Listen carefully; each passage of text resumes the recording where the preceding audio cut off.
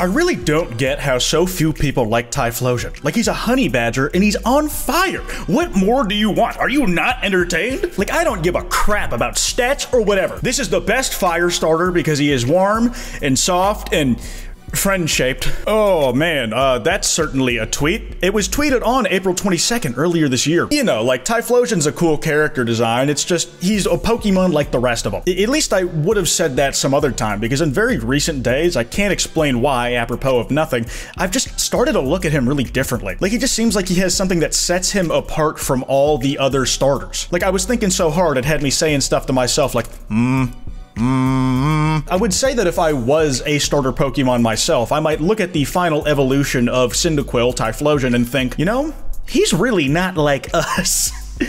Oh my god, I can't stop side-footing around the issue. I think we're far enough in the video that it's safe. Hi again, fellas, and welcome back to A Quite with a Y, and recently there has been some major Pokemon news, like, way bigger than anything I think we might have gotten in ages outside of a major game release. Hell, maybe even bigger than when we do get a game announcement. If you don't know, there has been a massive leak of Game Freak's internal files, the company that is in charge of developing Pokemon's mainline games. I will not be showing any of the leaked information directly in here because I want this video to stay up and myself to stay outside of a lawsuit, but it's basically led to a referendum of the process of creating everything Pokemon ever. To give you an idea of the scope of this leak, a few years back there was a wider Nintendo-based leak called the Giga Leak because of how much information was in it. It was stuff leaked from across a bunch of different Nintendo properties, stuff I will not be directing you to or putting here for the same reasons as before, but this one has been getting called the Terra Leak because that is not an exaggeration. There have been genuine terabytes of information that were compromised. A ton of it is already out publicly, and apparently hundreds of gigs of stuff is still not out. The contents of the leak that are currently public are basically of two minds. There's cool cut content, beta sprites, and behind the scenes info, and then on the right side it's finding out that Pokemon devs are gooners and furries. That is the side we will be tapping into more today because I can talk about that a lot more vaguely, but I do want to highlight the people that were actually affected by this first. We can make all the jokes the livelong day. The truth of the matter is that there was some, like, real material harm that happened with this leak. And it's the downside that I think far outweighs what is interesting about these leaks when they happen. Alongside the information of the development of these games and upcoming games, none of which I will be sharing here, the Pokemon devs had their personal information compromised. Game Freak employees were put at risk because of this, and that is never an okay price to pay just because I'm a fan of a series. Because apparently the leak came from a phished Game Freak employee account that was on Nintendo's dev portal. I won't go into details about that because I don't want to make it easier to access other than the material reality that this is apparently how it happened. I don't know how well sourced this part is, but apparently it might have been because he clicked on a big titty phishing email. Everybody's talking about how at this point he's probably been crucified at Nintendo because of how they are about any information leaking. I would feel wrong talking about this even in a less serious sense without mentioning that, but that said, most of the discussion about the leak is what was in the contents of it. It's all kind of summarized in this meme where it's the Eminem Gen Z cancel girl, where it's like,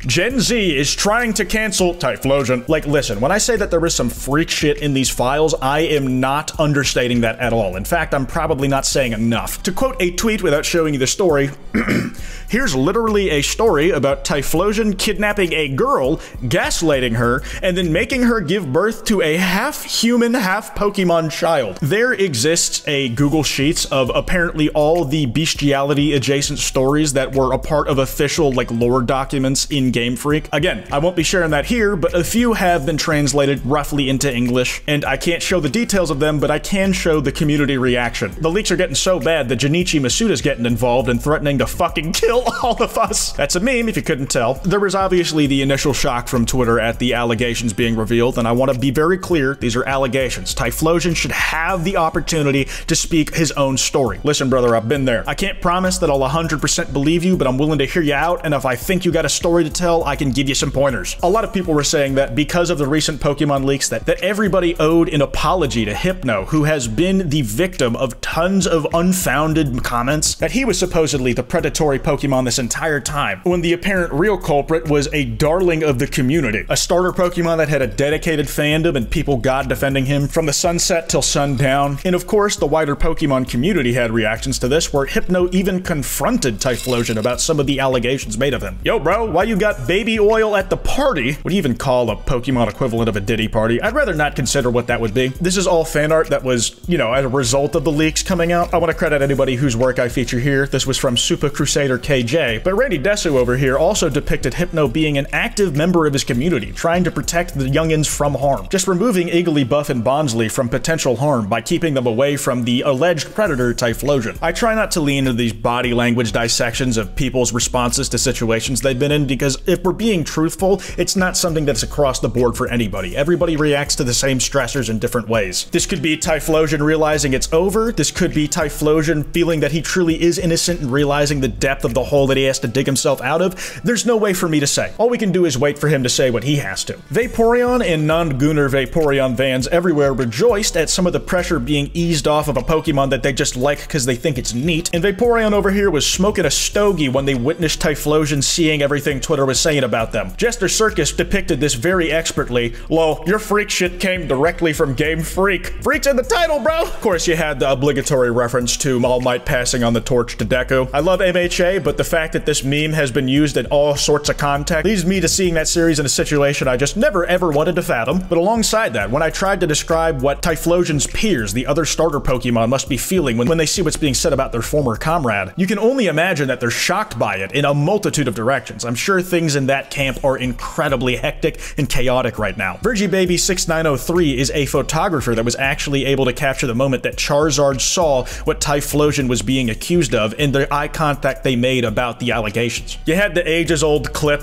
I grew minors! And then some photo evidence captured by Agrimora of this exact same moment. You had people who were former associates of Typhlosion coming out with their opinions and takes on the situation in face of the new evidence. RT Game had this to say about a video he made 4 years ago called If My Pokemon Fates, It's Dead Forever, with the thumbnail is Cyndaquil. In hindsight, perhaps it's best my Cyndaquil died before evolving into Typhlosion. Champion Red even had something to say about the whole situation in a very rare public comment captured by 40 Fingers on Twitter when facing Champion Gold on the top of Mount Silver. Hey, I heard they got your mons. Gold has yet to comment on his relationship with Typhlosion that is a frequent staple of his team. On the other hand, it's important to remember that Typhlosions are not a monolith. This is a very high-profile case, but it's important to me that we stick to the facts and make sure we are doing evidence-based research and journalism here. There have been a lot of Typhlosions who have been understandably traumatized by all of this and speaking out very vocally about it. Quill Glitch knew a Typhlosion that was reacting to this on the front lines of war. An awful thing to hear about when you're dealing with a literal life and death situation. People have been poring over historical evidence in the way they have with people recently accused, recontextualizing what these things could have meant. This Typhlosion screenshot from Pokemon's official PLA website has now been recontextualized entirely. And in that same vein, you have had a lot of Typhlosion advocates and Typhlosion themselves very strongly condemning the actions of the Typhlosion accused of what he has been. We do not claim him, one Typhlosion pleads to cameraman Leppy:3. Codadeer captured the moment where several Typhlosians were picketing and protesting against the actions of the very high-profile Typhlosion these accusations were being made against. And early potential versions of a response video from Typhlosion have leaked because of journalist Blue Got a Clue. The response to this video has been incredibly negative, eclipsing the likes by dislikes by over a number of 10,000. Others have come to say, how could you even think this would be in Typhlosion's character? Look at what he's done for the community. He gave us Choice Scarf plus Eruption. You think he touched those kids? But what one thing has become clear about these leaks and in the face of all the new information we're getting,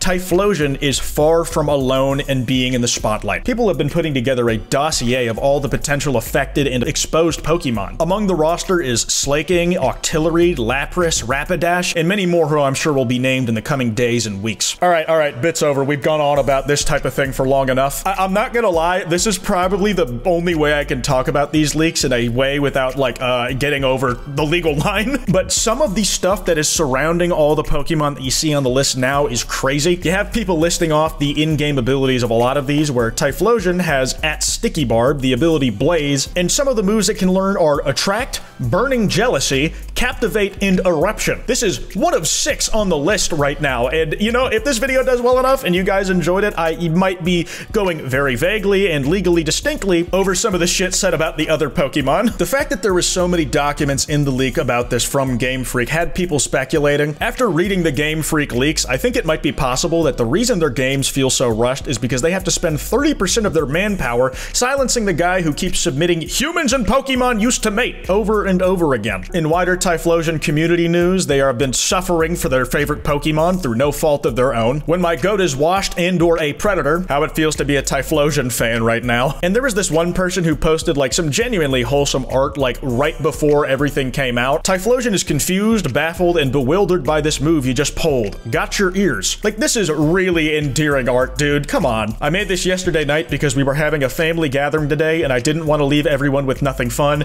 Then the cut content story drops like, holy shit, thank goodness they aren't canon. And that is to be remembered. This is all like funny because it exists as an official document, but none of it is like actually real. If you're being a dick to Typhlosion fans because of some shit out of their control, what's wrong with you, dog? This is only fun if you let it stay fun, so don't be weird. Anyways, that's all I got. Let me know if you guys want to see more of this type of buffoonery, satire content. I don't know what umbrella this fits under. Remember, I do not condone leaks. This is only what is already out there through no control of my own. That kwytebox@gmail.com email is open if you have video ideas you want to suggest. Anyways, this has been Quite, and piss off.